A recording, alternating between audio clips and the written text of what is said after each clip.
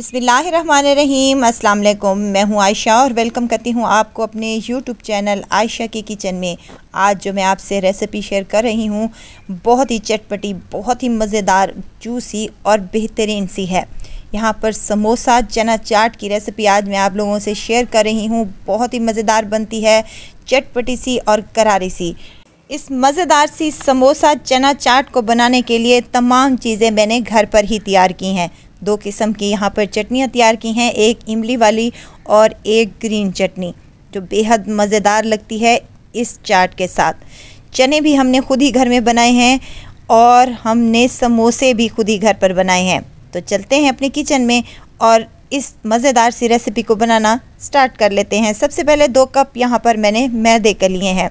समोसों के लिए हम सबसे पहले इसकी डो तैयार कर लेंगे। हाफ़ टी स्पून इसमें नमक का और हाफ़ टी स्पून ही अजवाइन का शामिल किया है। इससे बहुत ही टेस्टी और करारे से बनते हैं।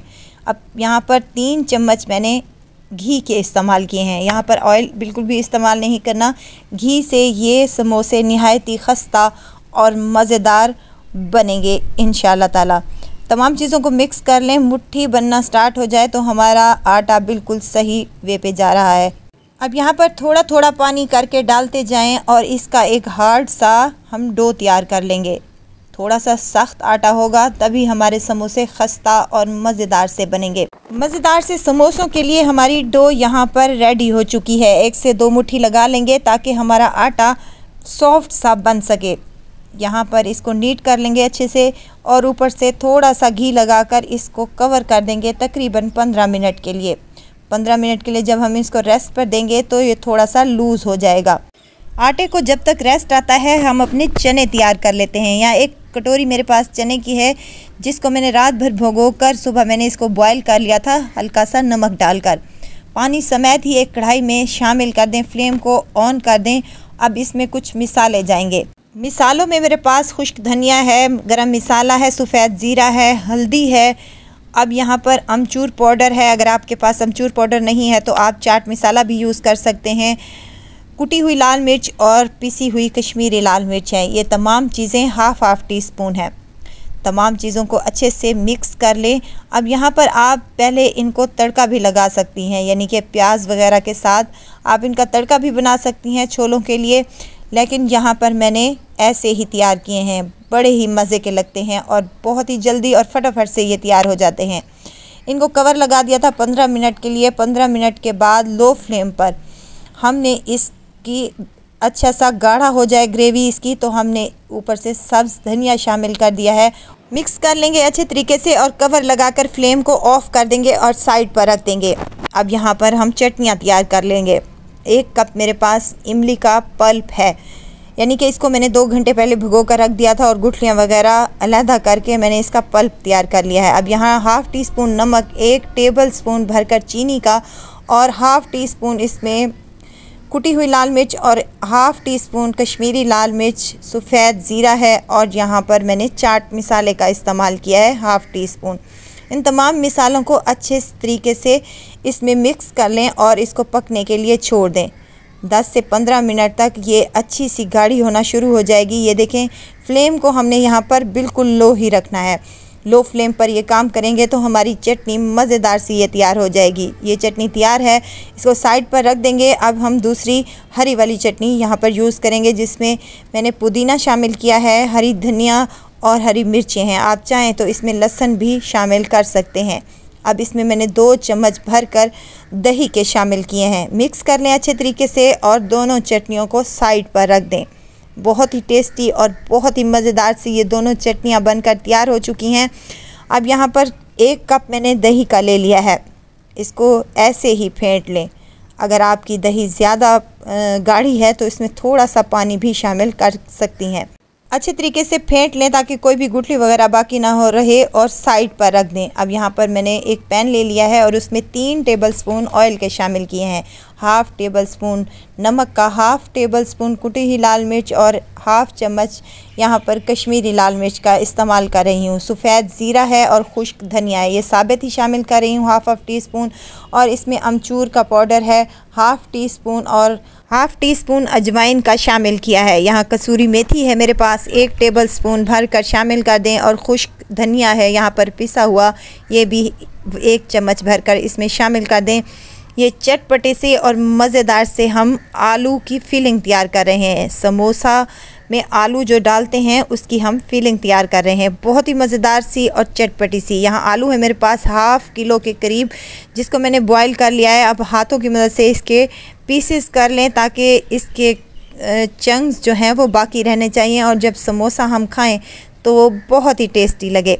वीडियो इस स्टेज पर अगर आपको ज़रा सी भी अच्छी लग रही है तो प्लीज़ चैनल को सब्सक्राइब करें, लाइक करें और साथ ही बेल आइकन के बटन को भी ज़रूर प्रेस कर दिया करें ताकि मेरी हर नई आने वाली वीडियो आप तक पहुंचती रहे। मिक्सिंग अच्छे से हो चुकी है, फ्लेम को हमने ऑफ़ कर दिया है और इसके ऊपर शामिल कर दिया है हरा धनिया।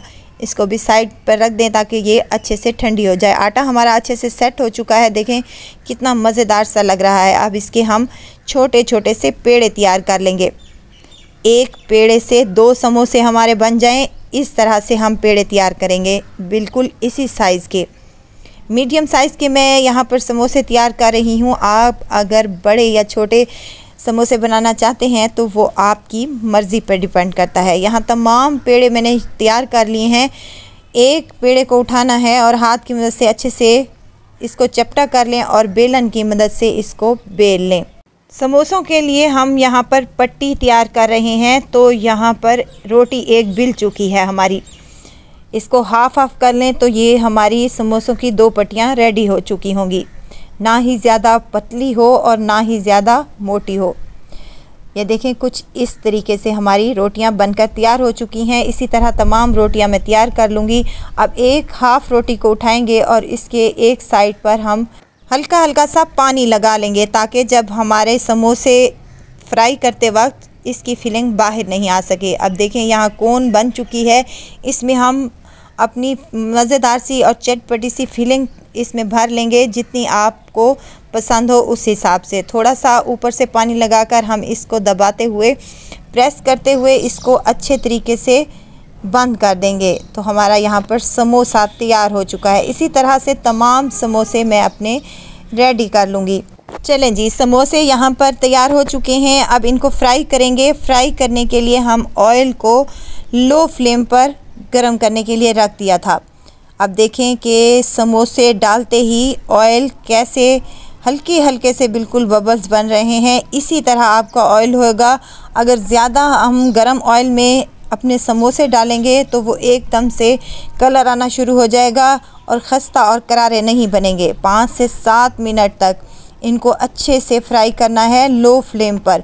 इसके बाद ही इसकी साइड को चेंज करना है, तो 5 से 7 मिनट तक दूसरी साइड इसकी चेंज करते हुए इसको अच्छा सा कलर आने तक हम फ्राई कर लेंगे। समोसों को जितनी हल्की आंच पर हम फ्राई करेंगे उतने ही ज़्यादा ये खस्ता और मज़ेदार से बनेंगे।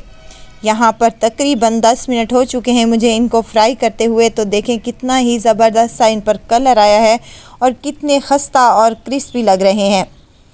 बहुत मज़ेदार से हमारे यहाँ पर समोसे बनकर तैयार हो चुके हैं। इसी तरह तमाम समोसे मैं यहाँ पर अपने तैयार कर लूँगी। बाज़ार से कई गुना बेहतर हम अपने घर पर तैयार कर सकते हैं। कुछ टिप एंड ट्रिक्स ऐसी होती हैं जिनको फॉलो करते हुए हम मज़ेदार सी रेसिपियाँ अपने घर पर ही तैयार कर लेंगे। चलें जी, समोसे भी रेडी हैं, चने भी रेडी हैं और चटनियाँ भी रेडी हैं। तो यहाँ पर हम अपनी चाट तैयार कर लेते हैं। हल्का सा इनको तोड़ लेंगे और ऊपर से डाल लेंगे अपने मज़ेदार से चटपटे से चने, जितने आपको पसंद हो। अगर आप कम खाना चाहते हैं तो कम इसमें शामिल कर दें, ज़्यादा खाना चाहते हैं तो ज़्यादा। इसमें दही शामिल करूँगी, हरी चटनी, ऊपर से खट्टी मीठी इमली वाली चटनी शामिल करेंगे और डाल दूँगी यहाँ पर कुछ सब्ज़ियाँ। टमाटर है मेरे पास और लच्छेदार कटे हुए प्याज। आप चाहें तो इस पर बंद गोभी भी शामिल कर सकते हैं, आप चाहें तो इस पर बारीक सेवइयाँ भी डाल सकते हैं। इस पर अनार के बीज भी डाल सकते हैं। यहाँ अनार का सीज़न नहीं है तो इसलिए मेरे पास अवेलेबल नहीं थे। बहुत ही मज़ेदार, बहुत ही चटपटी और जूसी, एकदम ढाबा स्टाइल में बनने वाले ये समोसा चना चाट बनकर तैयार हो चुका है। आई होप कि आपको मेरी आज की ये रेसिपी ज़रूर पसंद आई होगी। रेसिपी पसंद आए तो लाइक कर दीजिए और आयशा की किचन को सब्सक्राइब भी कर दीजिए। आप लोगों का बेहद शुक्रिया। तो ज़रूर ट्राई कीजिएगा और दुआओं में मुझे ज़रूर याद रखिएगा। खुश रहें, खुशियाँ बांटें। इजाज़त चाहती हूँ, फिर आऊँगी इंशाल्लाह नई और मज़ेदार सी चटपटी रेसिपी के साथ। आयशा को दीजिए इजाज़त। अपना बहुत सारा ख्याल रखिएगा, दुआओं में मुझे याद रखिएगा। अल्लाह हाफिज़।